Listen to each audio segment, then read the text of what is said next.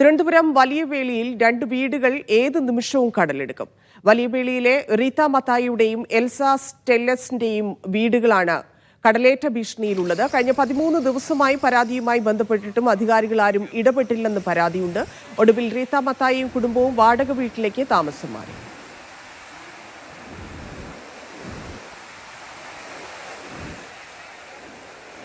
ഞാൻ മാറാതെ ഈ കിടന്നത് എന്തിനാണ്? ഞങ്ങൾ 3 മരിക്കണോ? ഇനി മാറാതെ കിടന്ന ഇനി ഞങ്ങളുടെ പുറത്തൂടെ ഒന്ന് ഇടിച്ച് ചാകൂല. ഞങ്ങൾ 4 ഇത്രയും 7-8 ഉണ്ട്. എന്റെ മൂത്ത മോനും കുടുംബവും 4 പേര്, ഞങ്ങള് 3 പേര്. ഇത് 7 പേരില്ലേ? ഞങ്ങൾ 7 പേര് ഇന്ന് കിടന്നാൽ ചത്തുപോകൂല. അങ്ങനെ എന്റെ മകൻ ഇന്നുകൊണ്ട് വീട് വാടക വീട് എടുത്തിട്ടാണ് ഞങ്ങള് എല്ലാരും കൂടെ പോണത്. ഈ വരുന്നവരെല്ലാം പോയെന്ന് പറഞ്ഞുകൊണ്ട് ഫോൺ ആരും കാണുന്നില്ല. ഇന്ന് ഇവിടെ മണ്ണെടുക്കാൻ വന്നവരെ കൈകൂട്ടി പറഞ്ഞ് ഈ 2 വീട് രക്ഷിക്കണേ എന്ന് പറഞ്ഞ് 2 കൈകൂട്ടി പറഞ്ഞിട്ട് പോലും ഒരെണ്ണം ഇവിടെ പണി ചെയ്യാൻ വന്നില്ല. എല്ലാം അങ്ങ് പോയി. എന്തൊരു സാറേ അംഗീകളെ കാണിക്കുന്നത്. എന്നിട്ട് സുശീല മാഡത്തിന് വിളിച്ചോണ്ട് വന്ന് 10 മണിക്ക് ആളെ വിളിച്ച അവള് കാല് പിടിക്കുന്ന പോലെ പിടിച്ചാണ് 2 പേരെ വിട്ടിരുന്നത്. എന്റെ ഭർത്താവ് എന്റെ മകന് ജോലി ചെയ്യാൻ വേണ്ടി ഇവിടെ നിൽക്കുകയാണ് ചെയ്യുന്നത്.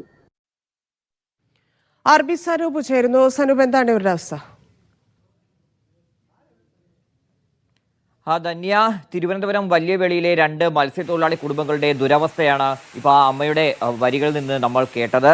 വലിയവേളിയിലെ റീത്ത മത്തായി, അതുപോലെ തന്നെ റീത്തയുടെ തൊട്ടടുത്ത് താമസിക്കുന്ന എൽസ സ്റ്റെല്ല എന്നീ 2 പേരുടെ വീടുകളാണ് ഏത് സമയവും ഈ കടൽ എടുത്തു പോകുന്ന അവസ്ഥയിൽ എത്തി നിൽക്കുന്നത്. അവർ 13 ദിവസമായിട്ട് അധികാരികളുടെ അടുത്ത് പോയി പലതവണ ഈ പരാതിയൊക്കെ ഉന്നയിച്ചിട്ടും ആരും തന്നെ തിരിഞ്ഞു നോക്കിയില്ല.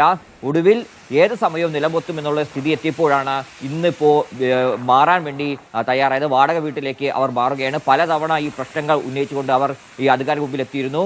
ഈ വീടിൻ്റെ തൊട്ടടുത്ത് വരെയും ഈ കടലേറ്റമൊക്കെ ഉണ്ടായിരുന്നു. ആ പ്രദേശത്തൊക്കെ മണ്ണൊക്കെ ഇട്ട് അവിടെ പ്രശ്നങ്ങളൊക്കെ പരിഹരിക്കാൻ വേണ്ട നടപടികളൊക്കെ അധികാരികൾ എടുത്തിട്ടും ഇതിൻ്റെ തൊട്ടടുത്തുണ്ടായിരുന്ന ഇവരുടെ 2 വീടുകളിലേക്ക് ഇവർ എത്തിയില്ല. അവിടേക്ക് വരാനുള്ള അനുമതി കിട്ടിയിട്ടില്ല എന്നുള്ള കാര്യമാണ് അന്ന് അത് നിർമ്മാണം നടത്തിയിരുന്നവർ ഇവരോട് പറഞ്ഞത്. അതുകൊണ്ടാണ് പലതവണ കൗൺസിലർ ഉൾപ്പെടെയുള്ളവരെ ഈ പരാതി അറിയിച്ചിട്ടും ഒരു നടപടിയും ഉണ്ടായില്ല.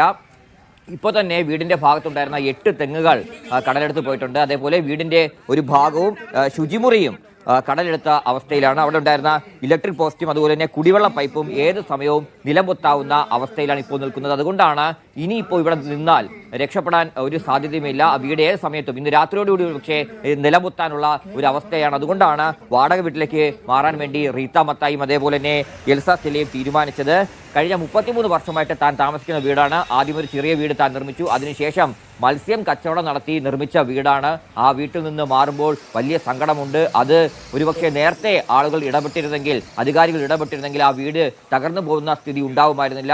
അവിടെ എന്തെങ്കിലുമൊക്കെ ചെയ്ത് അത് നിലനിർത്താൻ കഴിയുമായിരുന്നു. പക്ഷേ ഇനി അവിടെ കഴിയുക അസാധ്യമാണ്. അതുകൊണ്ടാണ് വാടക വീട്ടിലേക്ക് മാറുകയെന്ന് നിറകണ്ണുകളോടെ ആ അമ്മമാർ പറയുകയാണ്. ധന്യ. ശരി സനൂപ്.